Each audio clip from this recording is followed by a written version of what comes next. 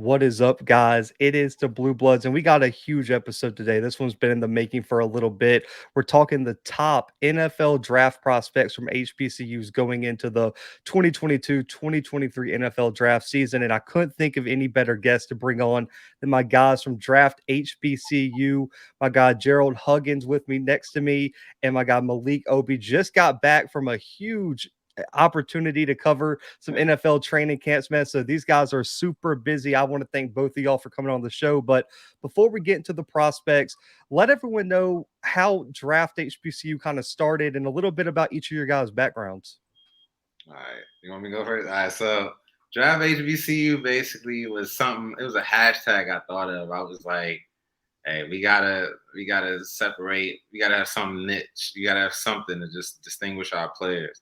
And it was just me on my own. And then my guy Tim, he's not here right now. He was like, bro, I like what you're doing, but we got to take it further. And then G reached out, was like, look, I'm trying to be down with the team. And I already knew what he was about, So we just, and it went from there. And then my guy Nooks came on. He's not here right now. But yeah, we built a team. And it was just like, look, we all devoted. We all went to HBCUs. We all understand the game of football. Everybody comes with something different to the table, and then we're just like, we got to take this to a new level in terms of scouting and evaluation on social media, So we just like, we all were like-minded on it. And then for me, that was it. It just all clicked and we just where we are. But I'm gonna let G tell his piece, but yeah, that's for me. Yeah, listen, I followed Maliik for a couple years, and then I just saw him drop this hashtag. I was like, yo, this is dope. So I sat around on it for a while I was still doing my coaching thing, production thing, little writing on the side. And I was like, you know what? Let me just pull the plug and just holler at him. Because I talked to him on the timeline before. So I'm like, yo, this dude, we see eye to eye on a lot of things. So I just rapped to him, and it took, 10 minutes? And then it was like, yo. We just ran with it. We just clicked. And then I was like, listen, bro, I'm a defensive line coach. I'm a trainer. Like, this is what I'm good at. Like, that'll be my thing. I'll speak on other positions, but when it comes to like expertise and like, yo, Maliik, you have to look at this guy, or Maliik will come to me like, yo, G, what you think about this guy? Like, all day, every day, minutes, all day. 1,000%, he trusts my word. Like we may disagree on certain things, but he 1,000%.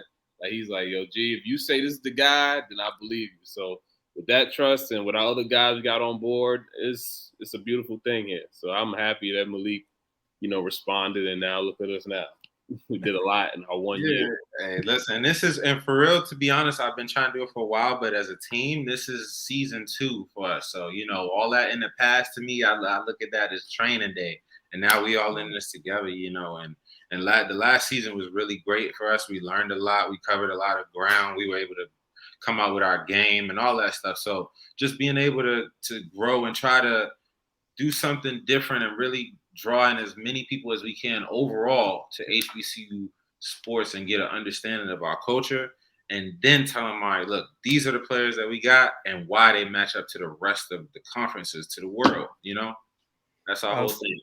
Man, you guys have done an amazing job the player comparison post you guys put together where you got film of, the comparison and the player and all the breakdowns y'all do, man. I think a lot of content creators, reporters are going to start picking up on y'all stuff and using what you guys are putting out there, man. I love it. That's why I reached out to y'all. But last year we saw some guys like a Joshua Williams pop up where I was I'm from Mobile, so I was at the Senior Bowl. He put on an absolute show day in, day out. Ja'Tyre Carter went down, put on a show. Now there's talk that he could be a starter for the Bears. We've heard about James Houston. A lot of these guys are going to do their thing, and next year's projected to be a big year. And so what we did, guys, is I sent these guys my top prospects and a lot of their top prospects as well. We're going to kind of talk about them and their projections. And I might be a little biased. This guy, I know him personally. This is my guy. And as a former O lineman, I love his game, everything about it, his attitude, his technique. Mark Evans II from UAPB, offensive tackle. This guy's a 4-time all-conference pick, was a preseason All-American for Hero Sports. So, G, I'll start with you since you're the lineman guy. As a D lineman, I know you evaluate a lot of O linemen and their techniques. What makes Evans such a special talent at the offensive tackle spot? His hands are very strong. So for a defensive lineman, when you have an offensive lineman that can get his good punch. Now, a lot of good offensive linemen, as you would know, that good punch, when you get a really good punch and then you get a good grip on the inside plate of that defensive lineman and the guy cannot move, you're doing very well. And also on top of that, similar to Carter, because Carter played left tackle last year, but now he's transitioned to guard and he can also play center. But Evans has really good feet. Like, you could tell. I don't know if I didn't look into his background to see if he played high school basketball, but if he did, I would not be surprised. He has really good feet. And you need guys like that, those really athletic tackles, to be able to go against guys like who he goes against in the swag. When you have a swag where you got guys like Isaiah Land, you need to have good feet. You need to have strong hands because you need to have that ability to be not only to out-strength the guy, but you got to be able to work your hips to make sure, you don't hold. You got to, the offensive line guys always told me, as long as you keep your hips in front, hey, listen, it's not holding. If you got him up here, it's not holding. So I love Mark Evans. His athletic ability matched with his strength, and he's very well decorated, one of the most well decorated offensive linemen in the country. So you just can't overlook that. So he's definitely a top prospect. You hit it right on the head with that one. Yeah, I mean, as a former O lineman, I mean, listen, he was one of the first guests we probably had on the show ever in terms of player interviews, and I think one of the things looking back through his history, he came in a bit undersized coming into college, which is why he was really overlooked. And what I see is a lot of offensive linemen that have to develop size in college have to learn perfect technique, or otherwise they don't have that natural ability that kind of bails them out in certain situations. And so I think that really helped Evans as he starts putting on size. I believe they have him listed at 6'4", 290. I don't think his frame could carry 300 easily, in my opinion, because I saw him at SWAC Media Day, and I wouldn't be surprised if he's pushing 300 right now. And I think looking ahead, he's played some guard, he's played some tackle. That versatility in the NFL is so important. I think as you're seeing with injuries and how teams want to rotate offensive linemen, being able to play multiple positions is your biggest selling point at a lot of positions now, but especially offensive line. And but like you said, his footwork to me, I think, is the number one thing that steps up on film. I mean, you never get him off his base ever. Like I've never seen someone strong arm him, get him, that pad level high. He's always in the same position. And also, I think he's in a unique spot where he also can't really get bailed out by playing with a lot of other elite offensive linemen. So he's had to step into that leadership role, which I think is going to be very valuable. But Maliik, I know offensive line is not your main position, man, but just looking at him, how do you feel about him going to the next level? Well, I look at him kind of like how I look at Carter, he's on the second unit right now for the Bears, but he's playing right guard. He showed that versatility at the Senior Bowl. We were there. We seen him moving around in the offensive line. You got Mark Evans, a guy. He was on the Senior Bowl watch list, sponsored by Denny's and all of that. Like he's got the personality, he's got all of that. But on the field, one thing I noticed about him is that he looks for work. Like he's a clean. I mean, he's got that balance, like you said, in terms of pass protection, he can move with the best. You got power rushers, you got everybody. You got Isaiah Land, whose get off is incredible, and he can move his feet and stay in front of these guys. But when the play breaks down, they got a lot of rollouts and stuff. He's looking for work, and he's gonna clean you up. He's gonna ring your bell. And the thing about him is durability too. Like you said, he's been on the all 4 years, but the thing is he's there every game. And that's the thing is he hasn't played with an abundance of, or like you said, O-line talent, and he's stepped up. He's been the leader. He's been Mr. Durability every year. So it's one thing I really like about him. I definitely think that he's going to go to Mobile, and he's going to shine. I think he's going to show his versatility against any type of edge rush you put in front of him. I'm hoping to see him in Mobile. I know I'll be down here. I swear I'm living right now. Before we move on, we'll start with UG. Where do you see his draft projection right now? I know a lot can change over these next few months, but right now, if you had to kind of put a label on it, where do you see Evans projecting in the NFL draft? Evans, if he has another year, even better year than he's already had, and puts the tape on. And people have noticed him, as we know, but I think people really going to have eyes on him when they really see how athletic and how gifted this man can be. You have to, bare minimum, he has to be a day 3 guy. And I say at the highest, he got to be a day 2 guy. And that's just how the landscape of how the draft has been going, definitely for HBCU players. But we all know they love HBCU linemen. HBCU linemen, they trust what's going on in the SWAC and the MEAC when it comes to linemen. Because I think out of a lot of our top players the past 10 years, linemen have been that staple. So they will take a chance on a SWAC offensive lineman or even a MEAC offensive lineman. So you have to at least project him day 3 at bare minimum. For me, I'm gonna go on the high end here. I definitely think I'm thinking round 3 or 4 because of the fact that he's a little bit more filled out than some of the HBCU prospects at O-line that we've seen in the past, but he's more polished than most. You know, that's the difference. I mean, you got a guy like Alex Taylor who's on the Browns, but he's developing right now. I think Mark Evans a little bit further ahead than a lot of the prospects that we've had in the past years. And looking at the guys that he's facing, you gotta, the resume is there, like you said.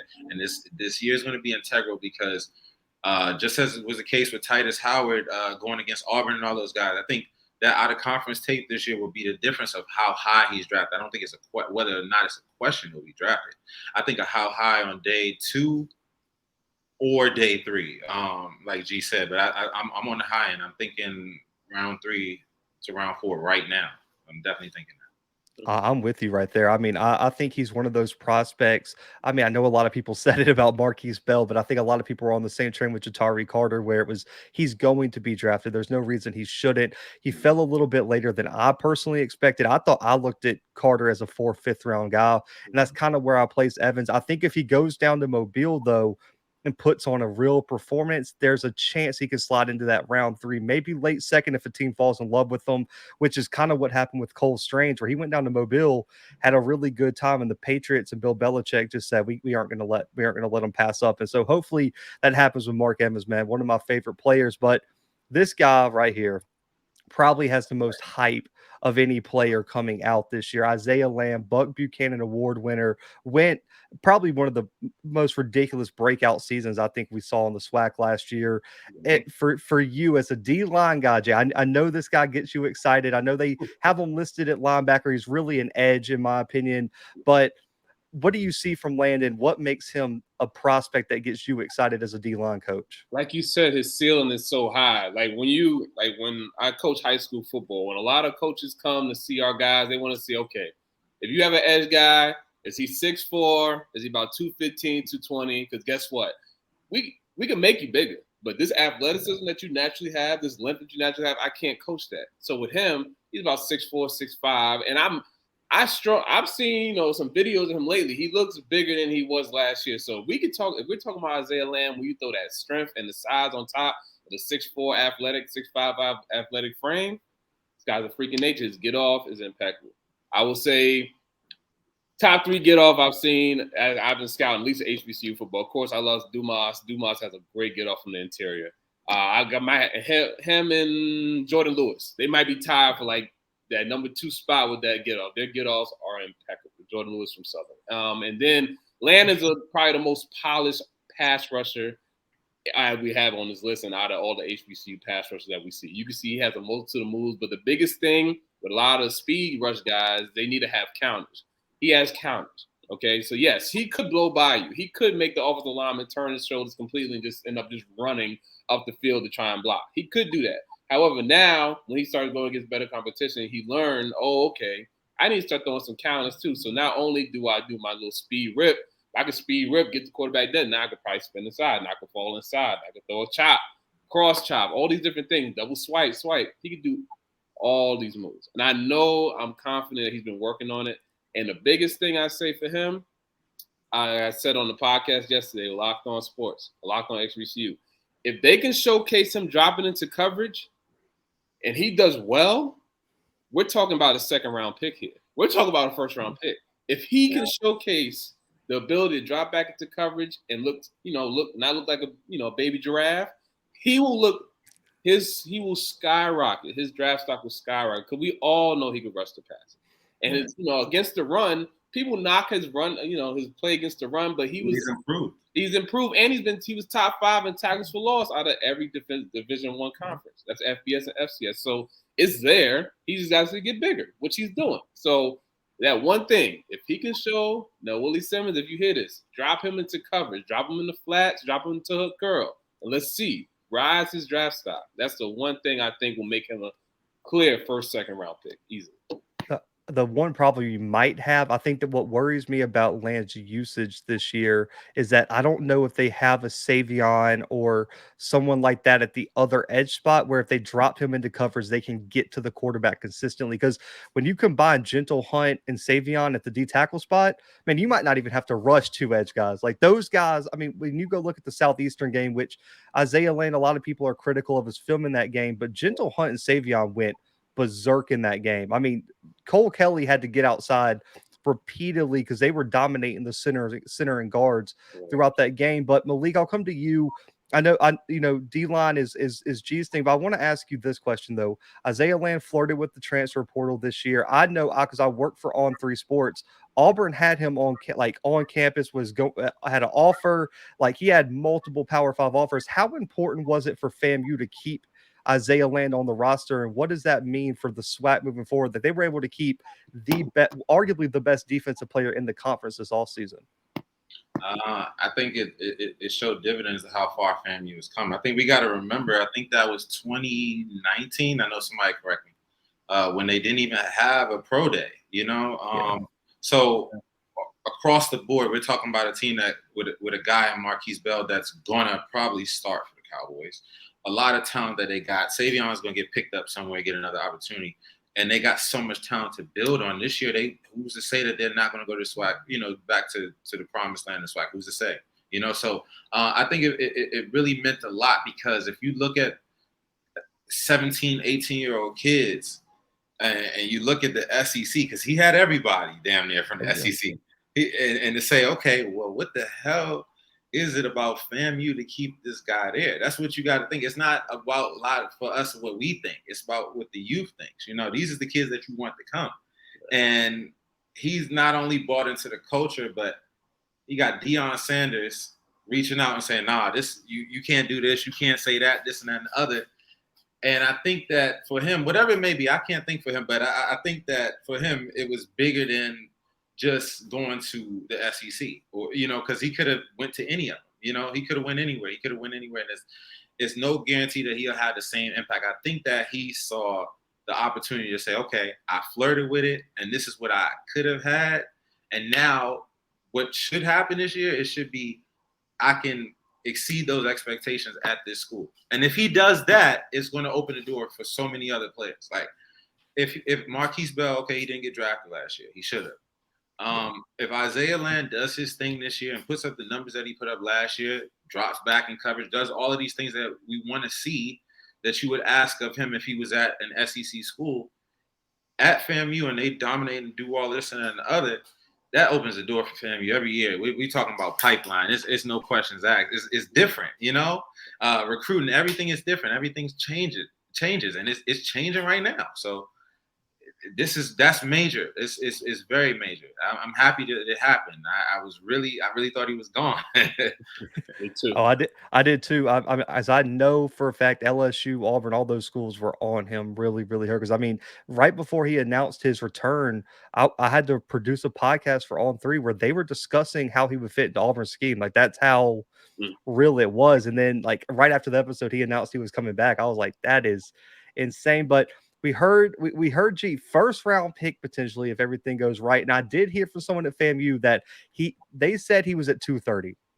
That's the last I heard, is that he has 15 pounds on him. And I got to interview him and stand next to him at SWAC Media Day. That's a big dude. Listen, I'm 6'1". That's a big dude, like standing next to him. So where do you feel like he would project in the NFL draft if everything goes according to plan and he has another big year for FAMU? Cool. You go ahead, Maliik. So look, this is my thing. This is how I look at Isaiah Land. This is the archetype. I'm looking at 3 to 4 players who he plays like. So I got Isaiah Land here, and I don't want to say basement because I feel like this is a guy that's going to have a breakout year in the NFL. I think that a player that he reminds me of at the next level is Darrell Taylor, who I feel like can be like what's his name? Leonard Floyd. So that's the ceiling for us is Leonard Floyd for Isaiah Land, So I think his body's still filling out. When he gets to the next level, he's going to be a special package guy probably, and then develop into the pass rusher that we think he'll be. Like Leonard Floyd took a little while to do, but this is one of the best players in the league now. I definitely think like I said, it all goes well. We're talking about a day one guy here. I mean, to be honest, right now, I probably think he's about a 4th round pick. I think he's a 4th round pick. I think if he goes down to Mobile or goes to Vegas, 4th, 3rd, 4th round, I don't see how he's going any lower than that. I definitely think with what you have, what you have, man. It's like I said, you look at Darrell Taylor. He wasn't all the way. He's not all the way complete now, but the Seahawks have something special in him, and I think like what you said, G, with his run support, it's not all about the pass rush. It's not all about the get off. It gets ugly in the trenches. He get down in there. He forces fumbles. He makes plays. He's always around the ball, And like I said, he's winning against the best. Go watch that tape against Carter. All of these guys that he has to face, it's steep in the SWAC. So I think he's a special talent. Round 3 or 4 right now. Then I mean, if anyone's doubting him, just go watch that South Carolina State film. I went back and watched that game. It was like yesterday, and I mean, I don't know how he had a game like that, man. That was absolutely insane watching him in that game. But another player who I know there's a big debate in the FCS community right now about who's the best tight end in the country, because you got Averett and you got Tucker Kraft at South Dakota State. For me, I don't think it's a debate. It's Kemari Averett, in my opinion. I think Kraft might have the blocking, but when you're talking about where the NFL is going, and I look at Kemari Averett, I see the best of Kyle Pitts and Darren Waller, and it's just he's that type of player. Where I don't know if you guys saw, Darren Waller had an interview with one of the Barstool podcasts where he was like, "There's not a linebacker you can put on me," and that's what Kemari Averett is. Is if you put a linebacker on him, he's going for 100+ that game. So, Maliik, I'll start with you. What about Kemari Averett makes him just such a nightmare at that tight end spot? His athleticism, for one. Like you said, he can line up anywhere. I thought my comp was good. You saying, wow. I'm like, damn, I thought he reminds me a lot of Mercedes Lewis in his prime. Mercedes Lewis, like, this guy can line up anywhere. He's too big. His catch radius is too big. He's too aggressive. He's too physical. Look at that. Go watch him against Alcorn State. You can't press up on him. Not with a linebacker, not with a safety, not with any. I mean, so he can run routes. You know what I'm saying? He's pretty good on the route tree.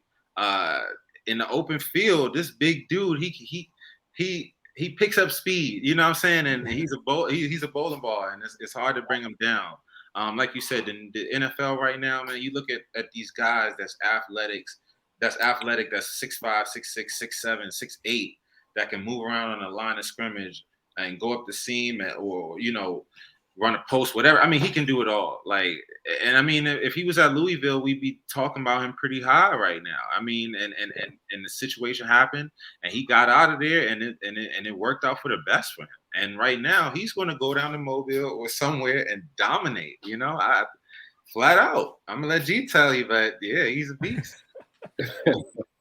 Man, yeah, I'm gonna keep mine short because there's really not much because we all in agreement here. This guy, he might be my number 1 overall HBCU prospect. Just to be honest with you. Agreed. Yeah, he's just because he's arguably he's just he's 6'6".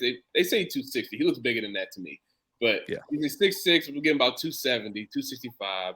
Jump ball. He has this. I've seen him run past people. I've seen him run past corners. I've seen him out jump the corners. I've seen him out jump the safeties. I've seen him get a little nasty sometimes with the defensive lineman. It happens. He's not the most polished blocker, but listen, we all know. Like, you see Travis Kelce don't love blocking. He'll do it. George Kittle. Now he likes blocking. That guy. Yeah. Maybe like a Mark Andrews sometimes, potentially. Yeah.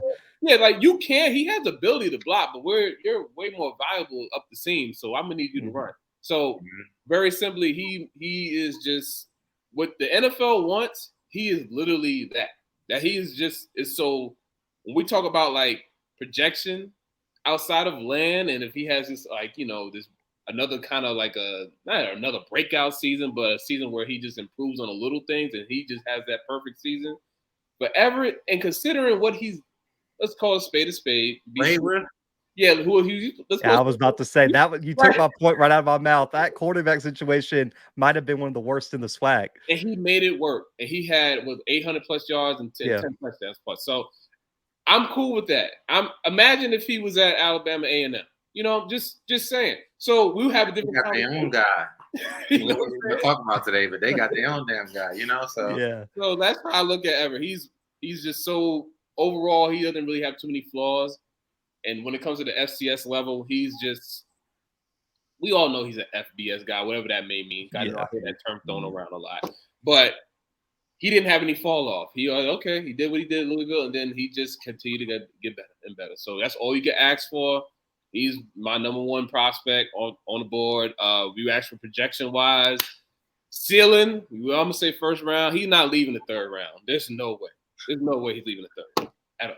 If Jalen Jones has a good year, or Walter Simmons, my bad, I got to throw him in there because he's a stud from ECU, and I've talked to his dad, and that kid can sling it. Okay. Man, 50 plus catches, over 800 yards, 10 touchdowns. If he gets a B plus quarterback, I mean, you're looking at 1,500 yards, 15 touchdowns this year at minimum in some places. Because you look at the FAMU game last year, he had 2 touchdowns and over 60 yards against a really good secondary where they had safeties who could come in the box and supposedly would be able to guard him, and they couldn't stop him. So I think I agree with both y'all. I think I'll say this: he's a first round talent.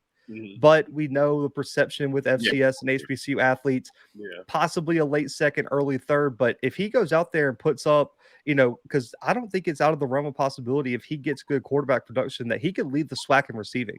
Oh, yeah. I mean, really and truly, or touchdowns at least, because I believe he was top 5 last year anyway. So efficient in the red zone, Yeah, so I wouldn't be surprised if he could be a early day 2 guy, depending on how things work out. And I think in terms of tight end talent, because I've looked at the FBS guys coming out, I don't know if you can make a good argument against that. He's not the best tight end in the country right now. Yeah. Really and truly. I mean, I'm not trying to be biased, but I don't see a tight end in the FBS that's really on his level right now in terms of what he brings to the table. Sure. Yeah, so I think for him, realistically, like you said, 2 points.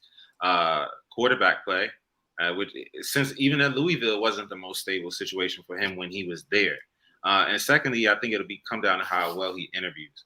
I think when he goes to Indianapolis and all that, really talking well to teams and stuff like that, I think that'll pay dividends for him. But either way, we're talking about another Bethune-Cookman guy in the NFL, first since Nick Collins, Super Bowl champion Nick Collins. So y'all got a lot to be happy about down there in Daytona Beach. So that's the way it goes. Yeah. Shout out to Terry Sims for landing that commitment too, because I mean he could have went anywhere. Especially after last year too, he could have transferred again and got offers from every school in the country, man. So shout out to that coaching staff. But we're going to Maliik's specialty here, defensive back, and this is a guy who I think, because of him playing in the MEAC in that conference for some reason, not really getting the attention and the shine, and Norfolk not really being the main school right now. Brandon Savage, to me, just looking at the film as a guy who kind of looks at DB play, but I didn't play it, so I don't know it as well as you do. I like this kid. I think he just has that it factor about him. Maliik, what do you like about Brandon Savage from Norfolk State? Well, I think, like you said, first, the one thing that Norfolk did, they finished the season bad. They had a chance to run the table and win the MEAC, and they didn't do it. Brandon Savage is, as G said, an FBS corner. I hate to say that. He's a dynamic talent. I think that this year he's going to show out in the MEAC, and he's not going to get thrown to a lot. He's already proven over the last 2 years that he's not a guy you want to throw to. He's very disruptive when the ball is in the air. I think he had I don't even know how many pass deflections he had last year. 10. Yeah, he's very aggressive when the ball is in the air. One game to watch. Go back and watch them against Hampton. That was a great game against Jadakiss Bonds and all of the talent that they got over there. Bigger receivers. He's faced fast receivers. He can line up in the slot. He can do a lot with a lot of guys. They got couple of good corners over there. Justin Tolle, he's another one. But Brandon Savage, he's got long arms. I can't wait to see what his measurements are. He's about probably 6'1", but his speed is what's the great thing about him. He reminds me a lot of Eric Stokes. This is just me personally. His recovery speed is great. He can press up on you. He can play off man. He can do it all, and he's not afraid to tackle. He's kind of aggressive. I mean, I like him. he's solid. And the thing is, he's progressed over the years. I think that he had a lot of pass deflections in the past, but he was a little bit handsy. I think now he's a little bit more disciplined. He relies on his recovery speed more. He can try to pressure at the line. If he gets beat, he can keep up with anybody. So that's the thing I like about him. I'm really looking forward to seeing him. I think he'll end up in Vegas at the Shrine Bowl, and I'm looking forward to seeing him matched up with a lot of the bigger corners out there, because I feel like one thing that he does really well is track the ball in the air. He turns around. He always gets his eyes on the ball. He plays on the ball really well. So I'm looking forward to him having another big year. I think he'll have a lot less pass deflections. I think teams will try to test Toller or some of the younger DBs more, and then that's a mistake. But, yeah, I really like Brandon Savage a lot. I mean, for me, just looking at it from kind of my perspective, he looks real fluid too with just his movement, and that's something when I look at DBs, that's one of the first things I look for is they look real stiff. They don't turn very well. They lose that speed when they try to break or anything like that. That kind of worries me. But with him, it's just he looks so just fluid with all his movements, and I think that helps him track the ball well because he doesn't have to worry about keeping his balance, losing any speed. He can just be in that spot. And that matchup with Shaq Davis, I'm so excited for this year. That is going to be an amazing one-on-one battle. I'm hoping I'm assuming they would have to have him on there. They could put Toller, but I would like to see Savage versus Shaq Davis. But G, what do you see from Savage, and where do you see him winding up in this next NFL draft class for defensive backs? Well, based on what happened last year, I think, DBs in the HBCU community, we're looking pretty good right now, definitely in the camp. Yeah. So, I mean, they're going to take a shot on somebody. And, we have a few guys we got to talk about. And, he might be the one of the two guys they take a shot on. But they're definitely, like I said, we could probably agree, maybe at least 4 HBCU corners, defensive backs that you got to say, okay, this guy may have a shot. Savage, I'm a D-line guy. I just like to see a guy that likes to tackle too. And I think his junior year, he had over 50 tackles his junior year. And last year, I think he had like 30 plus. So he's a willing tackler. I like that. I like a guy that's aggressive. And I think he's about, Maliik, you said about 6'1". So yeah, he's probably about 5'11", 6'1", kind of skinnier build, but he's athletic. And you could tell some kids are just born to play a certain position. Like he was born to be a defensive back. That's why it looks so fluid, as you would say. Like everything looks fluid. Everything looks natural. Like he doesn't get freaked out if like a receiver beats his press or something like that. He just, okay, good, just find it. And he gets right back into his instincts. Like he's very instinctual too. So I'm just gonna just play it safe. Let's say he has a great year, goes down the Shrine Bowl, has a good showing. We'll give him, day 3 or undrafted a guy like that. XFL, you gotta love to have all these options. USFL. Yeah. So, but worst case, he's gonna get into someone's camp. He'll be into someone's camp, and then just based on his his ability, like he's gonna open up eyes. You know what I'm saying? And like Maliik said, he might be in a different light if Norfolk would have won those two games that they lost at the end of the year. They have been playing the Celebration Bowl. Now, do I think the result would have been the same? No. Probably not. No. That South Carolina State, that was a whole other thing. But yes, there would have been more attention if they would have played longer. But it happens. The right people know about him, us. Yeah. And we're gonna make sure that we showcase all his abilities. So yeah, I'm gonna give him, priority, free agent, or late, or XFL invite, something like that. But the guy's a great player, very great player. Maliik, you agree with that? Day 3. I'm a little bit more optimistic out of the gate right now because I feel like he's the middle ground between our previous 2 corners that were drafted. So like Josh Williams and Jacoby Durant. He has more size than Jacoby Durant, but he's not. If we're looking at measurements, he's not Josh Williams, but he's a perfect balance of versatile man, press and off-man corner with good size. He's not a freak in terms of height and weight and everything, but he's a very good athlete. I think that this can be for him a Jacoby Durant type of year, which will start for him with out-of-conference play, which I try to emphasize so much. I think that right now he's I'll give you a better example. Looking at Bobby Price, Norfolk State. How does he measure up to Bobby Price? Was he a better prospect than Bobby Price? That's a good question. At this moment, I'm going to say no. I really, really like Bobby Price. I really like them. I think that he's going to get drafted at this point right now. I do agree with G. He's in that range right now. I think that depending on what he does this year, like we said, the Shaq Davis, the Antoine Murray, the Howard, the out of conference play, and all of the guys, Halsey, all of the guys they got at Delaware State, all of that, everything. You got it. I mean, for this year, I think he comes in there and does his thing where either he does have high production with turnovers and pass deflections, or he just flat out shuts everybody down. I think that if he does that, we're talking, like I said, a day three, early day three guy. You know what I'm saying? Get invited to go down to Vegas and go over to Vegas or Senior Bowl or NFLPA. I mean, the precedent for me is 4 or 5 bowl games that I know it's like, okay, you get in one of these, you good. I think he's 100% playing in NFL. It's just a matter of up to him where he goes from here. Because you got to look at it like this. He's one of the best HBCU corners right now, but what is he going to do to separate himself from the rest of the corners that's trying to get to the Shrine, to Senior Bowl, et cetera? Because we see it's going to be 5, 6 flat out 6'1", 185 corners coming from the Conference USA and this and that and the other. This is the year that he has to prove it. You know what I'm saying? I think he's a flat out beast. But we know the measurement. So I think if getting drafted is good enough, he's going to coast by. But I think he's gotten way more than that. I think he's going to up his stock this year.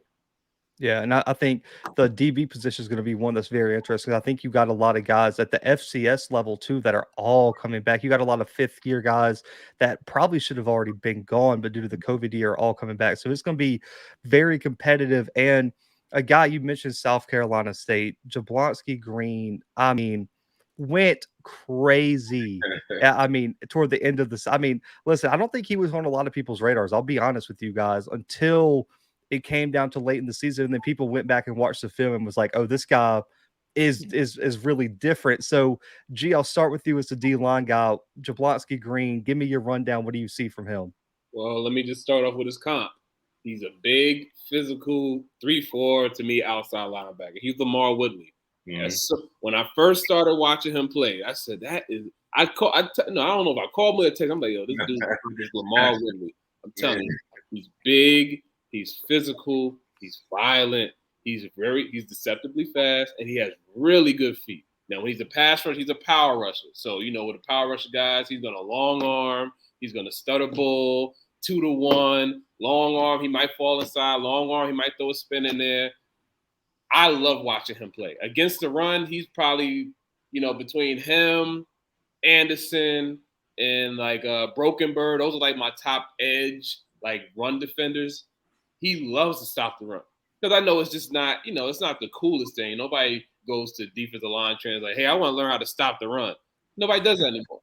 But that's fine, because I love to see guys like him that's like, okay, listen, I'm about to close this gap down. This tackle's not going to knock me out. He's not going to make this B gap wider.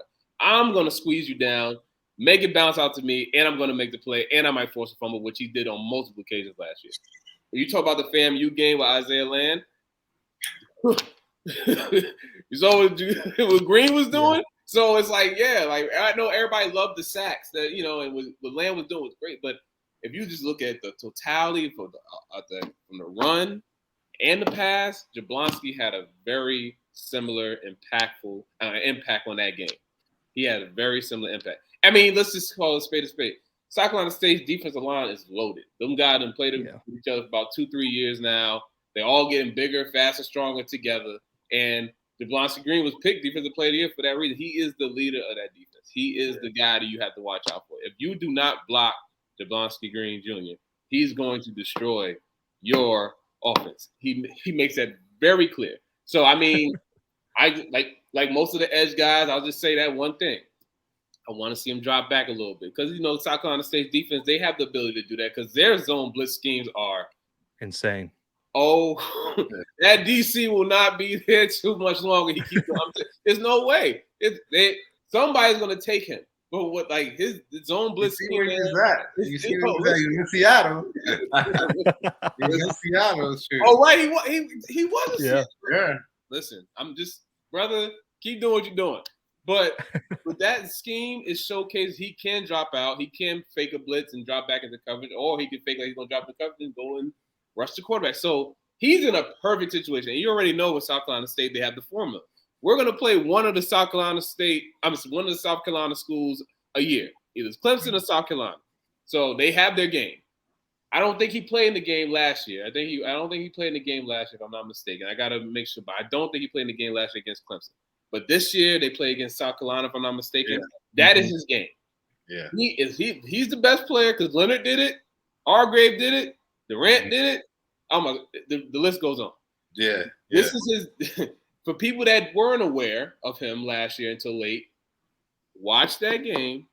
When he showcases that he is just as strong, just as fast, just as athletic to compete against South Carolina, people are like, okay. They already got him on everybody's watch list. So now they're going to confirm it. So that game's going to confirm it, and then he's just going to tear through the Maliik. And, for most people, we expect to see him play against the SWAC school down in Atlanta in a few months. So that might just end it up perfectly. And then we got HBCU Legacy Bowl, Shrine, Senior Bowl. He might do what Houston did. Houston did two bowls. Yeah, went to both. Yeah, he might do what he did. So that's just he might be that well decorated. And like I said before about the tackles for loss, he was number one in the FCS in tackles for loss. I think he averaged about 2.2 per game. That's not easy for people that don't understand football at all. For loss. But people that watch this, they know if you can get 2 tackles for loss a game, you're determined. That means you know what you're doing. That means you love to stop the run. So that's my guy. Love him. I mean, his athleticism, not only that, but I think the aggression he plays with too is something that's really special because I've watched a little bit of film on him. Him on stunts is damn near unblockable because he just comes like I think it was that play where they forced a fumble on Shador, they did like a twist. Yes. Or something, if I remember right. Yes. And he came around so fast. I don't even know if the guard saw him before he was already grabbing Shador. Nope. I mean, as an offensive lineman, it gave me nightmares to watch that because I was like, oh my God. Like he didn't even see him come around the corner. Oh, for sure. Yeah, the way and I think that goes back to, like you said, the defensive coordinator, the way they can disguise their blitzes, the way they scheme it up, their stunts, and how disciplined they are when they stunt. Because I know you as a D line coach know that sometimes when you stunt, get a little excited, you might go a little bit too wide, you might end up in the wrong spot, and that really could open up a hole and allow a big play. They're so disciplined, and so is Jeblonski Green. And when they stunt, when they twist, whatever they do, they're always in the right spot, and they always are coming with bad intentions. And you can't coach that. No. I know as a coach, you can't coach a mindset with a player really. Like you got to come with that aggressive, like, well, I'm about to go make a play mindset. But Maliik, looking at it, is Jeblonski Green for you the next South Carolina? Because I mean, let's be honest, South Carolina State's the gold standard when it comes to sending guys to the NFL. And those guys make plays. Is Jeblonski Green the next one for South Carolina State? I'm going to be honest with you, and this is how good they are.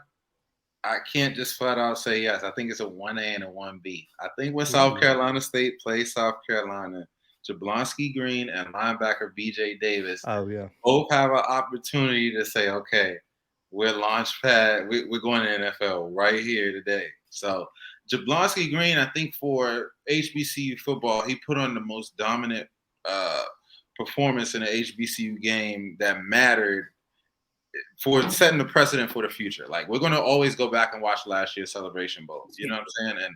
And that's the precedent for that event going forward. You know, not looking back to A&T years and all that, but right now, the next guy that gets in that Celebration Bowl, that's a D-line. You want to up your stock. You want to get on the Shrine Bowl. You want to get on the Senior Bowl list and all that. This is how you do it. And I mean, he had a flat-out dominant year. He capped it off. Well, he had a flat-out dominant end of the year, like you said. He came on very strong at the end of the year. Capped it off when it mattered. Flat-out dominated, like you said. You can double him. You couldn't do anything with him. You forcing fumbles. He's coming up. I mean, he was incredible. He's contained. He's doing everything. So he set precedent with that for the Celebration Bowl. I just think that once they play the Gamecocks, this is the game. That's one game that everybody should have marked on their calendar. I definitely think that Green and Davis are going to get to the NFL off of this game.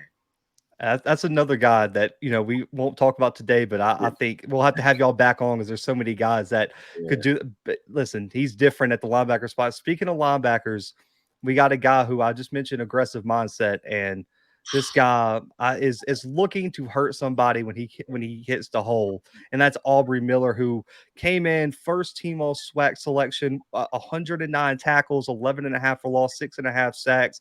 Was the guy in the middle of the Jackson State defense. Maliik, I'll start with you. What is it about Aubrey Miller that just made him such a perfect fit at that linebacker spot for Jackson State?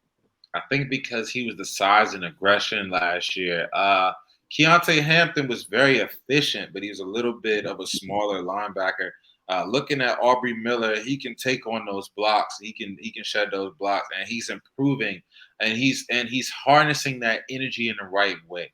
Over the course of the year, I felt like he realized that, we do have one of the top defenses in the country, but I can't just go head first at everything. I got to understand my assignments and use his hands more. He got a lot better with his counters and being able to shed those blocks. I felt like over the course of the year, and since he's transferred. So I feel like that he's continuing to evolve as a player. There's a lot of angry players. I think there's a lot of guys that play angry, but they don't play controlled. I think that he's gotten under control. His range is what's going to stand out. And I think that it's going to be vital for them to continue to showcase his range. He's going to continue to grow, and he's going to have to continue to grow in coverage, dropping back and just really observing the field and taking good angles in pursuit.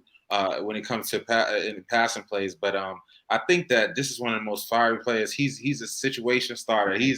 When I think of angry, I think of like a Jannard Avery. I think of those guys, not necessarily a comp, but like that they just fire off the line of scrimmage. You know what I'm saying? The play is not over till the whistle blows. I mean, he's just everywhere. That's the type of player that I think about, like that one play that just it gets the defense off the field. They shut that drive down because of this guy. He's that guy. Like, he's a situation starter. He gets it right. He comes in certain packages. He can do whatever. And he's efficient, like you said. He can rack the tackles up. He's definitely a guy. He's definitely a dude. For real. And looking at his game, what do you want to see from Miller to really establish himself as one of the top HBCU linebackers going into next year's NFL draft?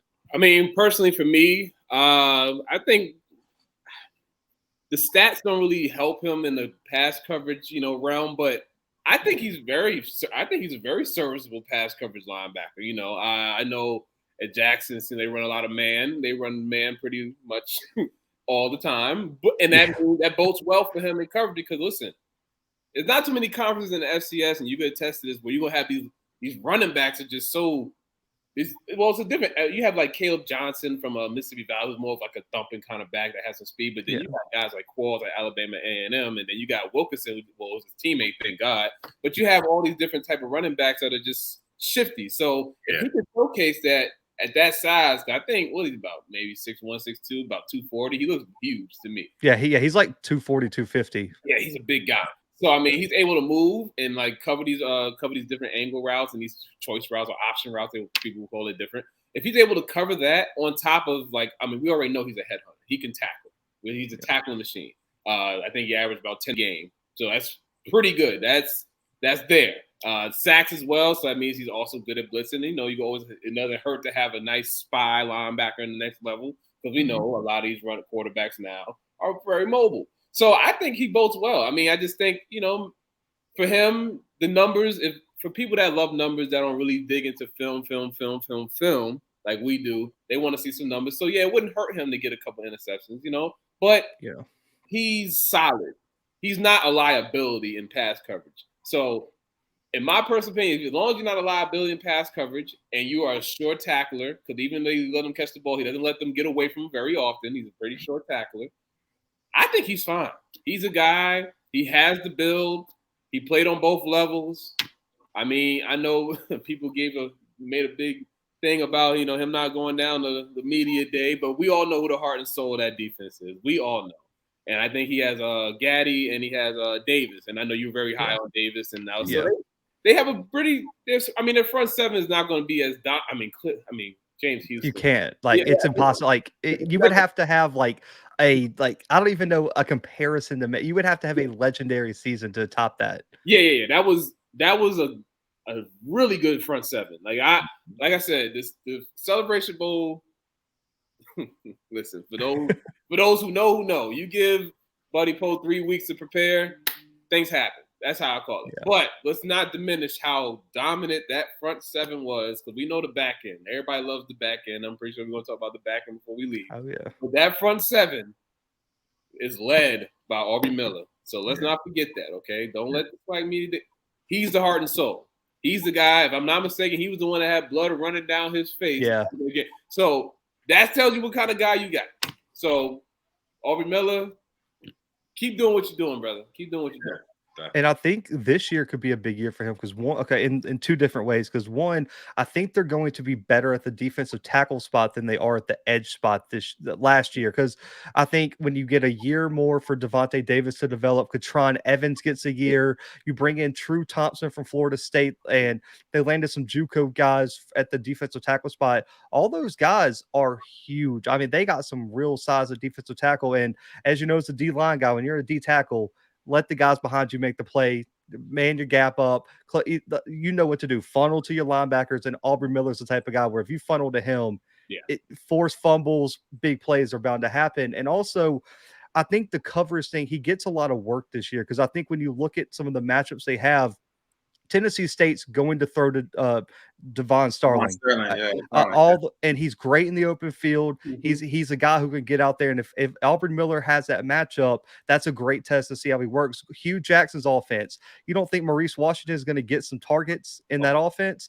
You got him week 3. You got Gary Quarles late in the season. They're going to give him, I think Gary Quarles is going to be a much bigger part of the offense than people think, especially after Akil Glass's departure. And then even when you play Alcorn, Nico Duffy is no scrub. Like, let's be completely honest here. The guy can play. And then whatever matchup you get in the MEAC, in my opinion, is probably Central. JJ Davis. You got exactly. I mean, and then the kid at South Carolina State was an all-conference player this preseason.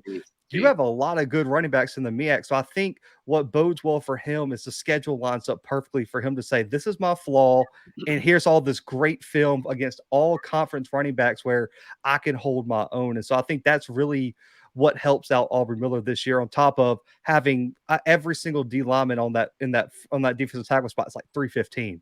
And they're going to be problems to move in the SWAC. But looking at the defensive back spot, again, a guy who I think, because of his size, I think gets really overlooked because he's only about 5'9", 5'10", 180.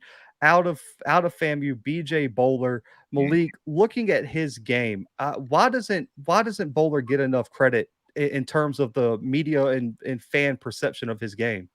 I think he was overlooked not only by Marquise Bell last year. I thought he was overlooked by the transfer of Collier coming in from, I think it was UCF.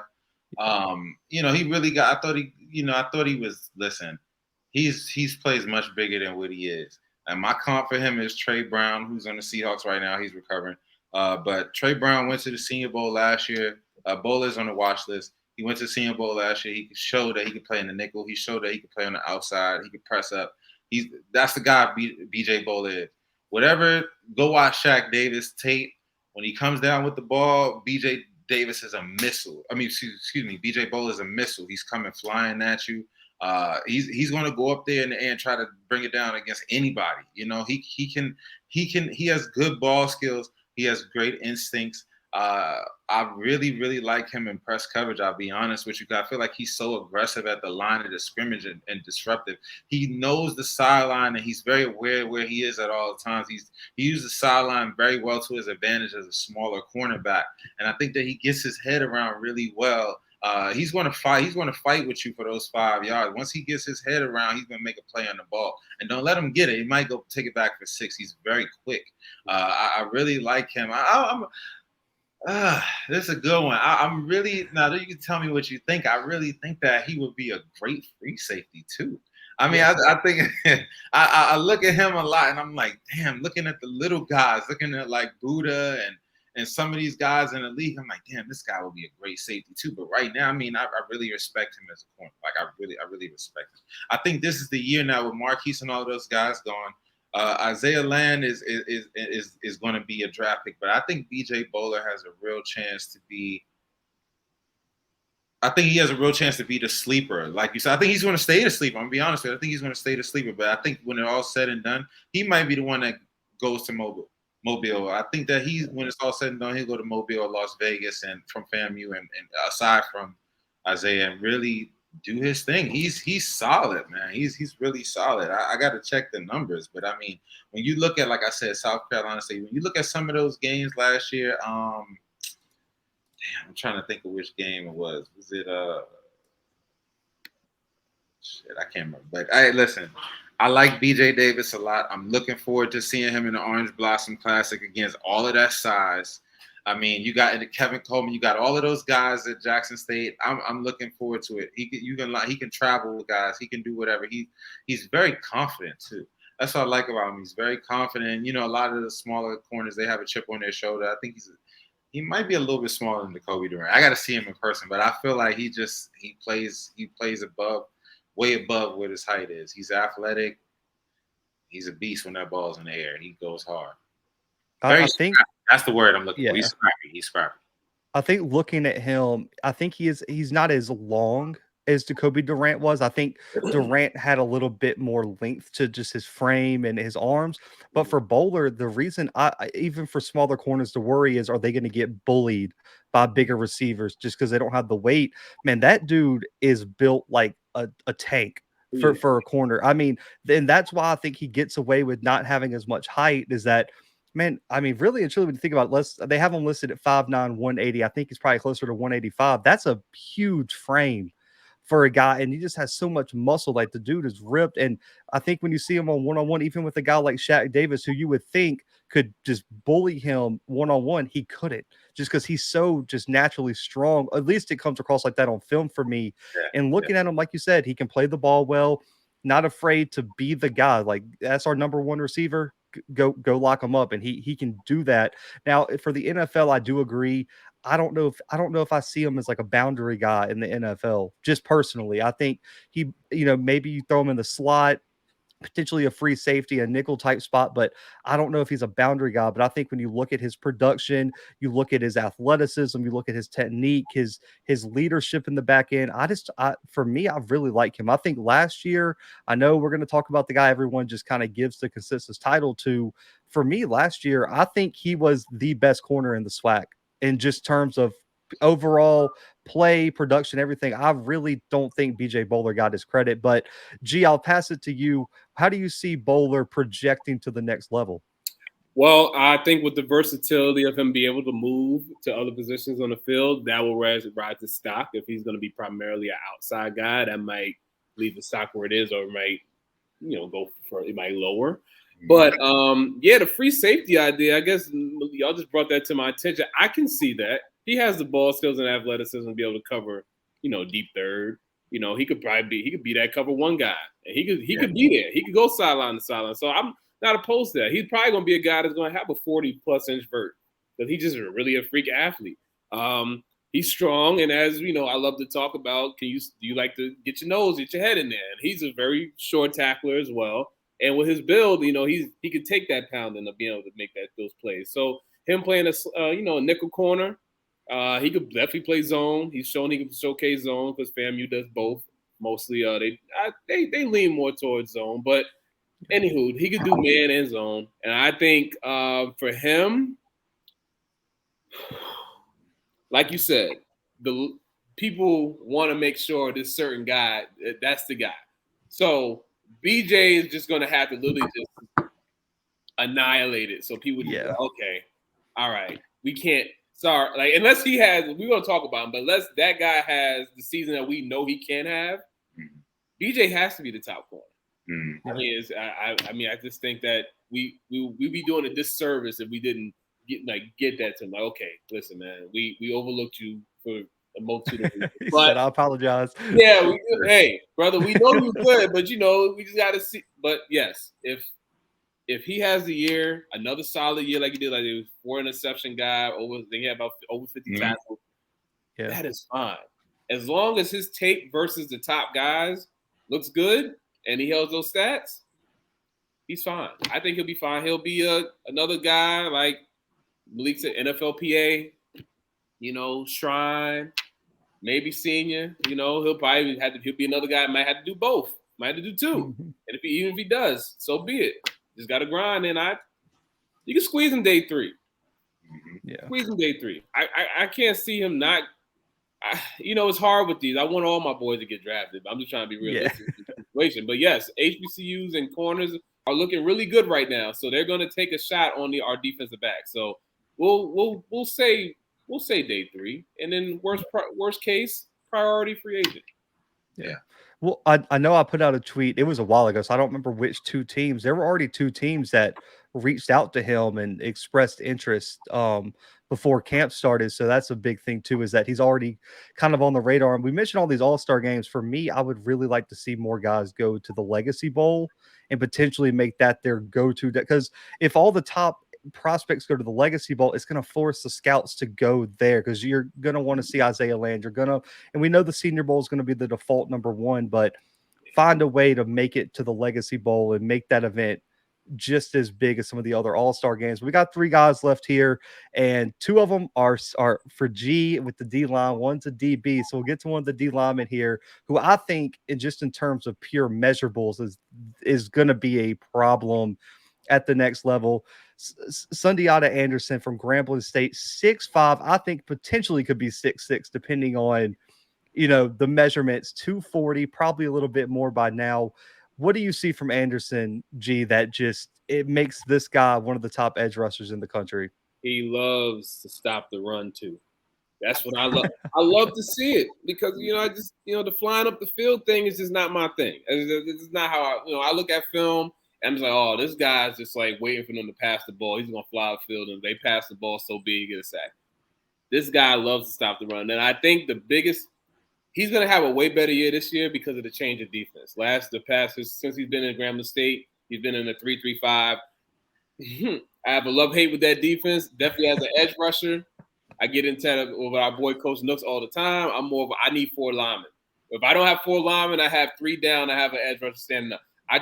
The whole 3-3-5 thing is a scheme thing. It's just a scheme thing that I'm just not a fan of. But when I spoke to him, he said they're changing the defense, so he's going to be it's a 4-down line. He's going to be the 5 technique. He gets to enjoy not having to just do a lot, but it did help. The 3-3-5 did help with his blitzing, so I will say that it did help with his blitzing and did help with him with his stunts. So that's good. It helps even in the 4-down lineman. You want to do a lot of different blitz schemes and stuff that helps with him. Beautiful for him. But for him, he is a 6'6", 245, 50 plus, hand in the dirt, traditional 4-3 defensive lineman, and there's nothing wrong with that. I know we love to say edge rusher, that's fine, but this guy, he is hand in the dirt, knock you back, doesn't like to get blocked, very violent hands, pretty good get off. Like I say, top 3 when it comes to run stopping that I got on film is only him, Jeblonski Green, and Darian Brokenberg from Howard that I see. They love to stop the run. They have the strength to do it. A lot of guys want to stop the run. They just don't have, the caboose to do it. But they have now, you look at him, he's filling out very well. Like you can tell he's a little lanky kid when he first got in, and now he's getting his body, he's getting it in, and say, okay, all right, good. So for him, similar year, people already watching him. Once again, it was like a guy that people knew about, but they weren't really paying too much attention to. Now that people watching, he has a name out there. Now they're going, okay, let me just look at this about his game. They want to probably nitpick, but it's not much to his game that's, not too much different than a lot of the guys that's been picked up from HBCUs over the years. So I like his game. I think that change of defense is going to really help him. The scheduling, being with Hugh Jackson doesn't hurt. Yep. So, and I saw he was working with Jason Hatcher at the spring game. So that's just things like that. Like, he has everything around him to be successful. They have a great linebacking core there. Grambling I like a lot. And I think he's going to have some other help as well on the defensive line. So people don't want to throw everything they got at him. If he just showcases that doesn't bother him, doesn't deter him, and he can still be able to do what he has to do, he'll be just fine as a prospect. He's a guy that, with a great year, a nice little invite, he'll be priority free agent, probably third day guy, without a doubt. His path is similar to Deshaun Dixon from last year. That's what I think. That's his path.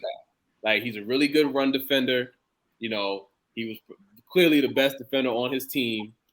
He was a tall, lanky guy, big, strong guy. He got the invite to East-West Shrine Bowl. He did what he was supposed to do. He was killing in practices. He did good in the game.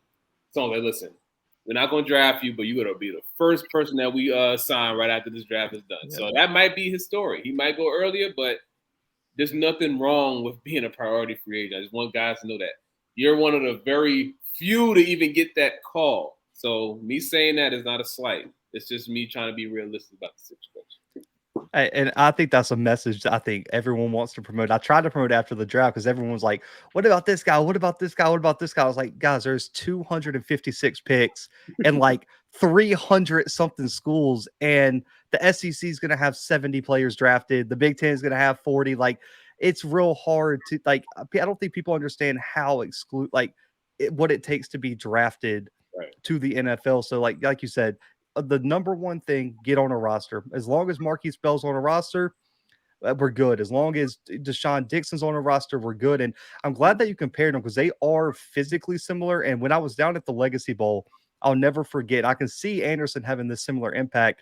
The very first practice for the Maliik squad, I forget what the team name was called, but they had to take him off the field because the coaches were complaining that the offense couldn't get good reps. Because every play, Dixon was just blowing it up.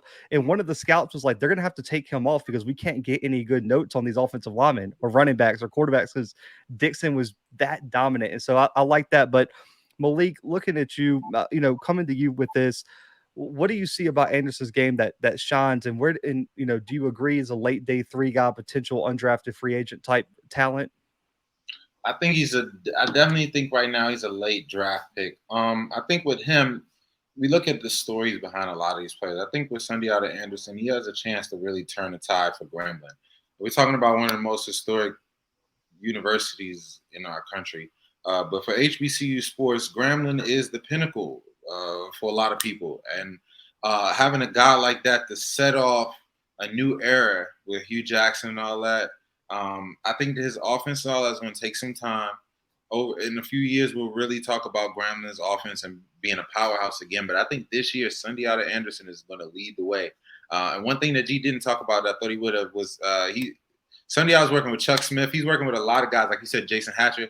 He's working with a lot of guys. He's getting a lot of help. And I think with Hugh and what Coach Sanders and all them have already established, he's definitely going to get drafted. I think there's going to be one guy that the SWAC is going to have to get behind. Like, look, he's one of our guys this year. We got it. Look, he's going. So once that draft time comes, I definitely think he'll get picked. And I know that, like we said, at Legacy Bowl, I would love to see all of these guys at the Legacy Bowl. But I think that one thing is a lot of these guys are going to have to play, like G said, 2 games. I think if he can play in the Legacy Bowl and get a chance to go to Cali for the PA Bowl or one of these bowls, and we have to use these to set precedent because all of these players that went to these bowl games, they got drafted or they got a call. They're on the team right now. So I think, like you said, building up the Legacy Bowl to where if we could say, okay, look, we got to the point where we got Shedeur Sanders and Andrew Body in a few years. Yeah. Hey, New Orleans would be a lovely city with the best of the best, But like you said, I think this year he's definitely got to play 2 games. But long term, the ceiling is high. His ceiling is high. I like him a lot. Yeah, I can see him developing. I think also he got overlooked, and I think the guy we're going to talk about next also had this problem where the team struggles people really weren't paying as much attention because we all know, even though it's sad it's like that, but people who aren't watching film aren't tuning in to watch, a 3 and whatever team face a 2 and whatever team. And so Grambling struggles last year kind of hurt him. If Grambling gets hot and pulls off a Jackson State upset, pulls off an Arkansas State and kind of gets rolling under Hugh Jackson, Anderson's a name that I think you're going to see all over social media going into next season. But One more D lineman before we get to the prospect I know everyone wants us to talk about, because I got hit up as soon as I posted the picture. I got DMs already making sure, because he went on the thumbnail. Right. But we got to talk about Isaiah Williams, man, because Oh, this is a sure. guy that, in my opinion, I think it might be one of the most overlooked players we've talked about today, Yeah. just because of where he plays in Delaware State. Even though I'll say this, not any part about this show, Delaware State's going to be a problem this year. That defense is going to be a problem as a whole. Asias Guthrie in the secondary and some other guys. But Isaiah Williams, 6'2", almost 300 pounds. How do you see him projecting to the next level? And as a D-line coach, what do you like about his game? Well, let me first put my agenda out here. HBCUs, recruit in New York. Recruit New York. I'm telling you, there are gems here. Okay, Isaiah Williams. His brother actually, his brother played at Wagner College. His brother's in the NFL, so there's pedigree there. Oh, Isaiah Williams was training with guess who? Because, his brother plays for the Colts. So just imagine what legendary Colts player decided to train Isaiah Williams in the offseason. Robert freaking Mathis. So clearly, if Robert Mathis stamps Isaiah Williams, okay, I'm just going to agree. But, of course, I'm going to do my due diligence. So Isaiah Williams, I've watched him since about 2 years now. I've been watching him because he's from I follow my New York kids that go to HBCUs. I have to. So for him, when I talk about run stopping, he's in that top. I didn't say top 5, but he's in my top 5. Like interior wise, it's him and Dumas are my favorite interior run stoppers. Like they're really good and determined to stop the run.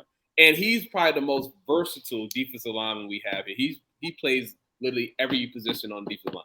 5 technique, 4-eye, 3. He can play the nose and pass. Actually, he play the nose in run situations too. So he just does it all. He has very violent hands. He has arms. He can probably scratch his knees standing up. It's a beautiful thing to see when his strike. Like so for my offensive lineman over here, if you can get a nice heavy punch right to an offensive line's sternum, their diaphragm, and you can knock them back, it's hard to recover from that. Because one, your diaphragm knocks your wind. That's the whole thing. I've seen him knock guys back. You could tell like he knocks the wind out of offensive lineman when he puts them back. He likes to reset the line of scrimmage in the backfield. Double teams do not affect him. If you want to play interior, 2 people, that should be like 1. Okay, you just can't be like, oh, I got double team, coach, so I couldn't make the play. That's not how this works over here.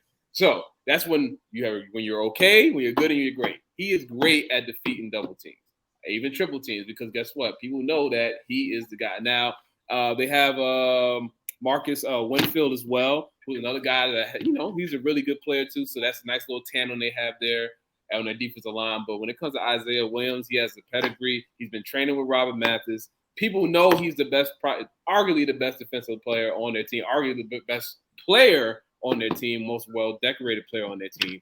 And Delaware State defense, they were, number one. Yeah, number one in the conference. Yeah, so we looked at them. We covered Bowie State too, but Bowie State is a powerhouse in D2, and what they did to Bowie State, they made them look like a D2 school. That doesn't happen often. Like Bowie State is usually pretty dominant, but what they did to Bowie was phenomenal. So Delaware State has a really good defense, and it's led by their front 7 because their front 7 is just they move a lot. And also when it comes to stunts, when we talk about stunting and going to different gaps, Isaiah Williams is very smart when he comes to going to different gaps, even against the run. When he goes from a B, when he goes from a strong side A to a weak side B, he stays very tight and stays in his gap, and he's able to move like that as well. So he's one of my favorite interior guys. Like it's, him and Dumas are probably up there in my top. I love Gentle Hunt. I don't think he gets enough credit.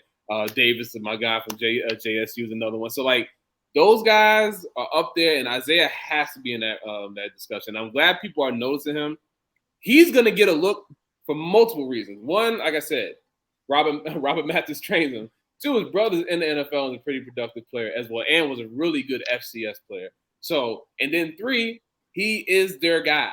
And when it comes to the MEAC, it's Jeblonski Green, it's Darian Brokenberg, it's Isaiah Williams. Those are your defensive linemen that everybody thought. Well, Patrick Godbolt, who I'm in love with. Well, he gets That's the whole thing. He get bigger, faster, strong. He'll be fine. Yeah. But when it comes to when you talk about the MEAC defensive line, it's Brokenberg, Williams, and Jeblonski Green. So those three guys are, they have to get a look. So if we're talking about projection wise, listen, he's 6'2", almost 300 pounds, very versatile. If he tests well, he gets invited, HBCU Legacy Bowl, NFLPA, whatever it may be, and maybe even if Delaware State could find a way to get into Atlanta, that would be if he could get to Atlanta, that would be so special for him. That would probably be okay, we have to draft this kid. But even if that doesn't happen, he's still a priority guy, priority free agent, low, highest I'll say around 6'7", but priority free agent for sure. You can't have a guy with that versatility, that ability, and that willingness to want to stop the run. And I'm not taking away anything from his pass running. He has a really good pass repertoire as well. He's very good with his club, very good with his chop, nice swipe, and he has really good bend. You can tell he has very strong ankles too. So working with Robert Madden is only going to refine that. So we're about to see probably his best season yet. I agree, and that's the one defense. I was talking to Coach Milstead. They returned all 11 starters on that defense this year. That disgusting. And you got Isaiah Williams, you got Asias Guthrie, you got some other guys in that secondary. I mean, they got some dogs, and I love how all the linemen you announced were on our all conference team for the MEAC this year already this preseason. All dogs. I love Brokenberg's game too, but for Isaiah Williams, I think due to his height, even though he can play all the positions, if he gets to the next level, I think he does still project as that 3 tech. Yeah. I don't see him playing much on the edge. Maybe in a certain situations, but I see him projecting as a D tackle at the next level. And looking at his frame on film, I haven't got to see him play in person yet. I'm hoping to see him this year. He looks like he can carry more than 295 and not lose any athleticism. I mean, and I think you talked about that earlier. The NFL teams really aren't concerned if you need to gain 10, 15 pounds because that's a training camp for a lot of those NFL guys. That with the amount of resources you're going to have, I wouldn't be surprised if he winds up 310 on a roster next year, and we'll see kind of what his measurements are. But I agree with you. In terms of defensive tackles, I think it's him and Dumas right now. Tyler Martinez is in that conversation too down at Texas Southern. I like him. And of course, Gentle, Hunt, and Davis. But, let's get to our last guy. I kept you guys on here a long time, so we got one more player to talk about, and it's a guy who, for the past, I think since he committed to Jackson State, has been the most talked about guy on a roster in terms of the next level that it's been a long time. Yeah. So Maliik, I'll start with you as the defensive back guy. Dejon Nugget Warren, what do you see from him? And right now, looking at what's happening, because there's been a lot of debate about this, where do you project him in this class in terms of DB rankings? Because I think talent-wise he's there, but there's a lot of people who are going to argue that the production isn't there yet. Yeah, I think I knew that was the first thing he was going to say. And it is important. It is important. So last year, what you got to look at is everything. Last year, he had a guy opposite him and Al Young who was a no-fly zone. I mean, Al Young was so productive with the pass deflections and everything. I think you got to look at what he brings to the table. I mean, I think that first of all, he's a very smart player. For a good portion of the season, he took away his side of the field. To me, I thought he took away his side of the field, and I think that's it's a Nnamdi Asomugha situation here, where it's do you value a guy that takes away the field or a guy that's going to get the ball back for you, or give you the high numbers of deflections and pass breakups.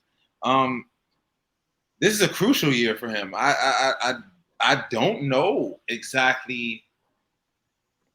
I think it is up in the air in terms of what his projection is right now. I think that all teams can see this as an NFL corner. I think that's undeniable. The question is, what direction does he go this year? Because you got, like you said, you got Travis Hunter. You got so much talent in Jackson State secondary that it's this year, I think that this will be a more productive year in terms of turnovers and all of that, because he just has to separate himself from the pack. He's a great athlete too. I mean, special teams. I mean, he does a lot, but we need more. I mean, that's it, really. I mean, for you to be the guy on the best, well, not the best, but the second best HBCU team. You know what I'm saying? The defense that he's got and everything. I mean, you gotta be the guy all the way across the board. I definitely think that he has a chance this year to make a significant leap. I just don't know what to make exactly of where he is as a prospect compared to the rest of our class at cornerback. So I think like with Bohler and all of those guys, for them to get on the Senior Bowl and for him not to be, on some of these lists of stuff, it should be fuel to the fire for him. I think he has the size. I think he has the athleticism. I think he has the versatility to be the number one corner representing the HBCUs and FCS. Like it just comes down to the production. It comes down to the production. I don't think Travis Hunter is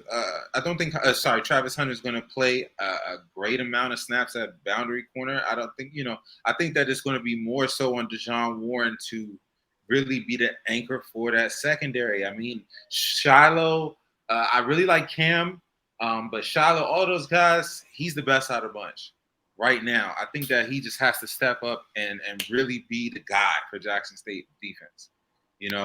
No Al Young, no none of these guys in his way. This is it for you. I mean, this is it. And especially being from PG County and all that, I've been rooting for him. I just want him to take another leap. And like I said, this is one thing I just want to say. All of these guys we're talking about, I think all of us can agree that they're pretty much a fringe guy or they're going to the NFL. So I definitely think with the names that we're talking about, it's all about taking it to that next level. And either masking some of these weaknesses or just continuing to grow as players.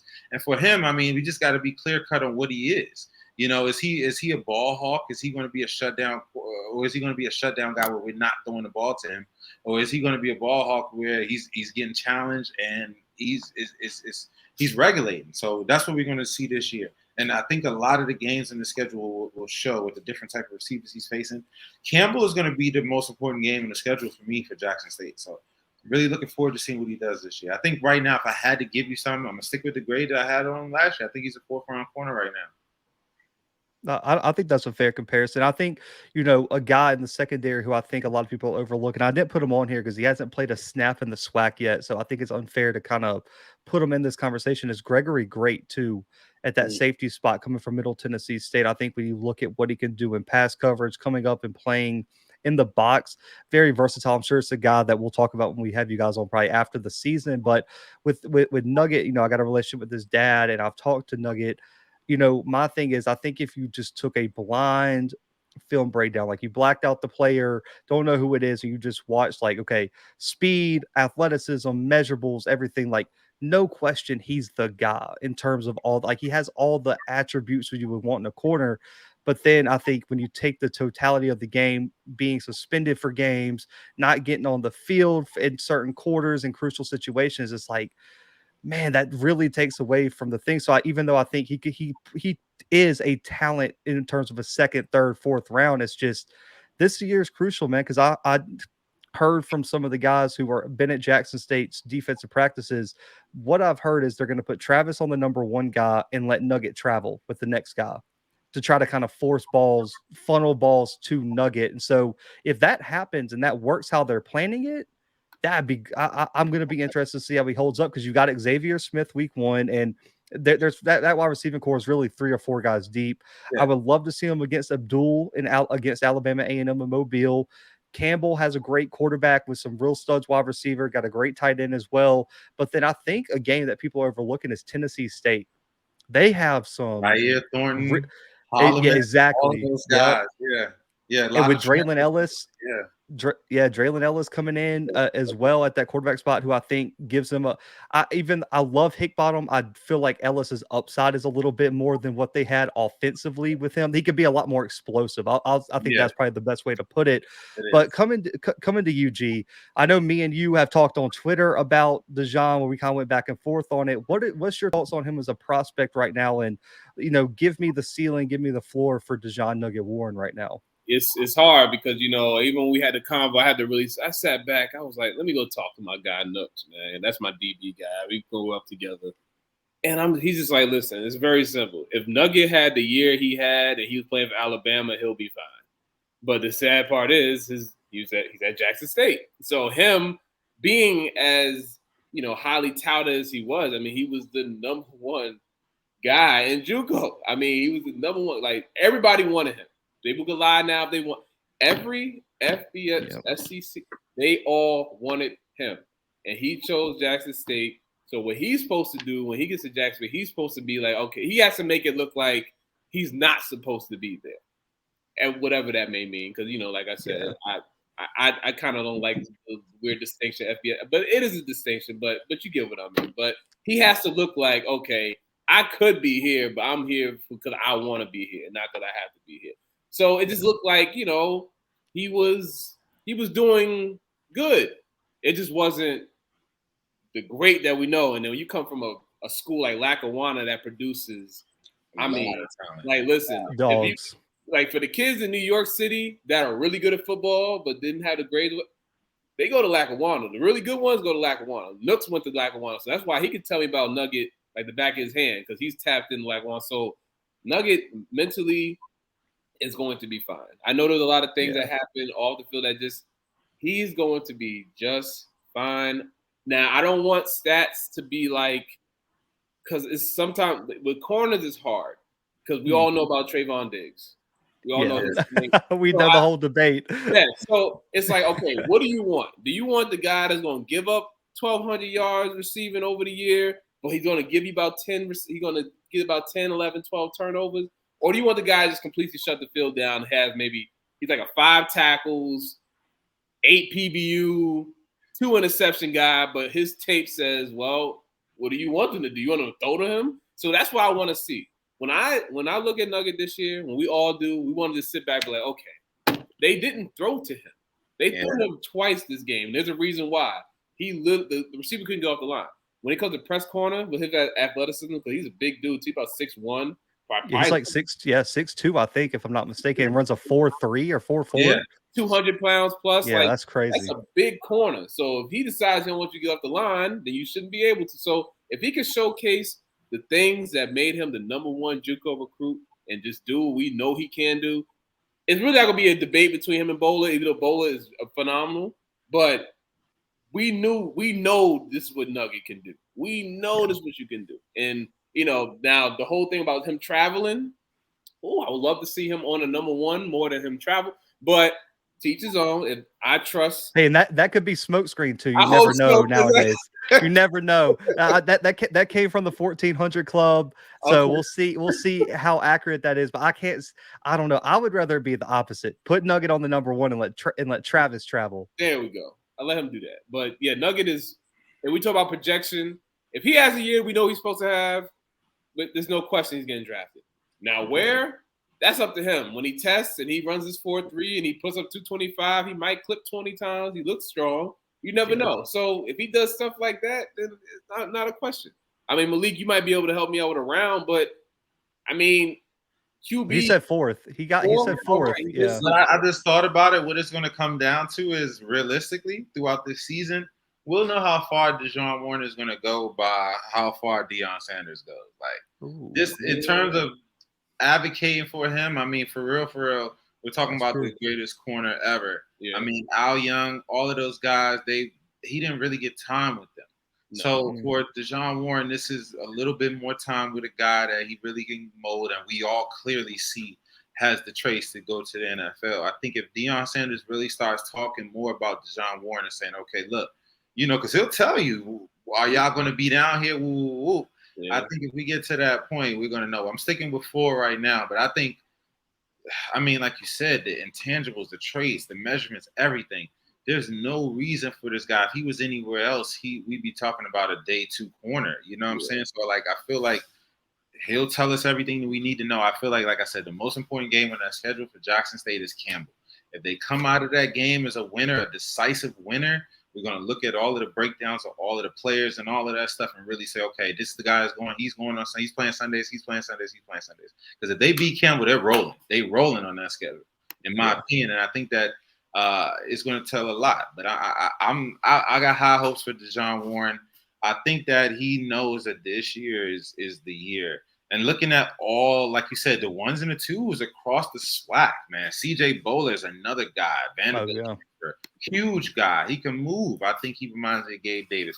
It's some Ja'Cory Rankin. I mean, it's so many guys. Greg White at Grambling. There's so many guys that you can think of in the SWAC just alone that's gonna really give them some looks, man. I want to see what DeJon Warren does. I think he's going to be forced to have a much more productive season because I think people are going to test Travis because like everybody's like, you see how Connell Maynard and all that, man, they listen, you got to shut me up. So I feel like Connell Maynard and all those guys, when you got Abdul Fattah Ibrahim and Kendrick Johnson and all them guys, like, look, man, I got weapons I can send at y'all. So I feel like DeJon Warren is going to have to produce to really prove himself and for Jackson State to really get respect, at least in them first few weeks again, because they reloading too. So that's why he shouldn't travel. I want him to go one-on-one with Ibrahim all game. With the best of the best. You always got to put the best with the best, man. And like even Valley with Ja'Cory Rankin is not a scrub. No. And then Bethune-Cookman landed Corey Reed this all season that people just seem to forget too. And Corey Reed can ball. And then with him combined with Kemari, that's going to be dangerous, man. You got to throw it to him. Exactly. And then Texas Southern landed some highly ranked guys out of JUCO and things like that to come in to replace some of their wide receivers. It's not going to be an easy road. And that's why I think, talking to his dad and talking to Nugget, like, I mean, the focus is there. Like, you can tell the motivation is there. And sometimes, man, like that's the scariest thing is like guy who has the intangibles now has that fire inside to be like, hey, everyone's got to shut up now. That could be dangerous. And also with Travis possibly forcing some passes his way. And the question is now, I wonder if the DBs too for Jackson State, and this is just before we end the show, I wonder if James Houston and what he was doing up front really hurt the potential targets because Nugget's not going to get a lot of targets anyway, but when you got a guy that has 25 like sacks and then they're always under pressure because there were some times in that Texas Southern Bethune game where they were trying to stretch the field and the quarterback just couldn't get the ball off. Like they was having to throw it away and things. And so it's like, I wonder if Jackson State D-line not being as dominant in terms of pass rush could open up some more potential opportunities for him to kind of show himself off in coverage. And that's just like another layer to what that Jackson State defense was because James Houston could not be stopped at times last year. That was a lot. I mean, it was all phases. He was dominating on special teams. I mean, like, right? like that PV game. I mean, what did you want Jawan Pass to do? Like, what could he have done? Especially as a more conservative passer, he was in shambles, man. Both of the quarterbacks are running for their life. I mean, one got to run from Dumas and one got to run from Houston. So, I mean, good luck running away. So, I mean, listen. Like y'all all made the good points about Nugget. There's no way he's gonna have another year like this. No. No way. If I had to put money on it, I still think he's not a top, I guess fourth or better round pick in my opinion. Just because we see guys get reached on anyway due to potential, and I just don't see because you mentioned it, Maliik. Coach Prime hasn't been scared to really. I mean, he was promoting James Houston left and right in the all season. And when I look at Nugget, he is the first player that I feel like he's almost like he went to Jackson State just for Coach Prime. And like, that's almost like coach, like I almost look at Coach Prime as like his mentor. Yeah. And so I just can't see him allowing Nugget to be overlooked. Even like, let's say Nugget has a C+ B- year. I still don't see Deion letting him, fall to the wayside or anything like that. Like, I feel like it's going to be a full run, Instagram, Twitter every single day, reminding you how good Nugget is. Yeah. And I definitely think, like you said, the relationship that they have, I also feel like that Deion is not going to throw him to the wolves too early. So I don't feel like with this year, with everything going on and all the pressure that they got coming in on them, I don't feel like he'll say DeJon Warren is going to be the number one guy this year, But over the course of the season, we'll start to see him kind of, advocating more for him because, like I said, we're also talking about the number one corner in many people's eyes ever. So I don't care who it is. Even if he was at Alabama, I'm not expecting for him to overly advocate for corners just like that. That endorsement should mean the world to everyone. So I definitely feel like through the course of this season, if he's able to earn Deion's respect, he will have no problem championing and parading for him to get what he deserves. So that's something I'm looking for this season. Straight out the gate, week 1, just to see how he's attacked and how he responds. Man, well, guys, an hour and a half. I can't thank y'all enough, man. I mean, you guys brought the heat today, and look, we're definitely got to get you guys back on because there's some prospects that I think we're all high on, but we can't do a 4-hour show every time. Yeah, these guys are busy, so we'll get back to Jason Dumas and some of these guys sometime during the season. But guys, one last time, plug yourselves, plug Draft HBCU, man. Let people know where they can find you guys. All right, Gerald, you want to go first, bro? Yeah, Gerald Huggins once again. You follow me on Twitter at Coach_Huggins Jr. I drop my weekly breakdowns, mostly defensive linemen. I should be bringing out some more very soon. Yeah, he kind of skimmed over some stuff, but yeah, this man works hard. He's a coach. He's everything. You know what I'm saying? We got a lot of, like you said, this is a great draft class, and Gerald does a lot of work, weekly work, making sure that people know who these guys are now. So that next April we can kind of have some insight and be prepared on draft night all weekend, looking for our prospect. You can follow us at Draft HBCU. Draft HBCU Recruits is our second platform, trying to be that pipeline for high school players looking to get information or access to HBCUs, to try to figure out where they want to go, and for schools to kind of figure out where these guys are at regionally or whatever, and see what they can do to get them in the building. You can follow me at NFL Maliik on Twitter. Shout out to my guy Beezy, my boy Tim and Nooks, who aren't here right now. They're not on with us.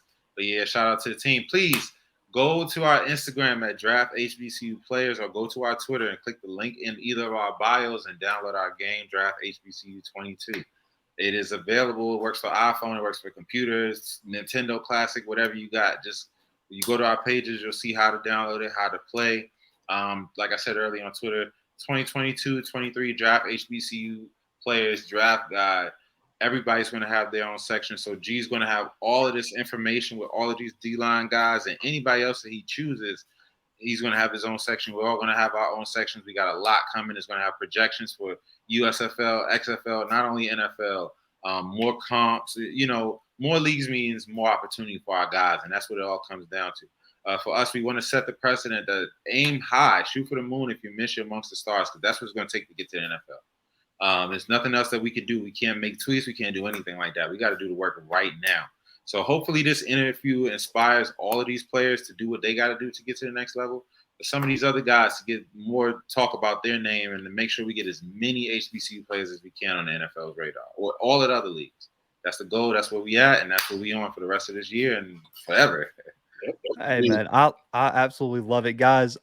Twitter, Instagram, everything will be linked in the description of the video, man. Make sure to go follow Draft HBCU and my guy G and Maliik individually on Twitter and Instagram. But guys, we'll have both of these guys back on throughout the season as these players start balling out. There's always surprise guys who emerge out of nowhere as future NFL prospects, just like James Houston last year. But for G, for Maliik, for myself, for Draft HBCU, we are out for right now, guys.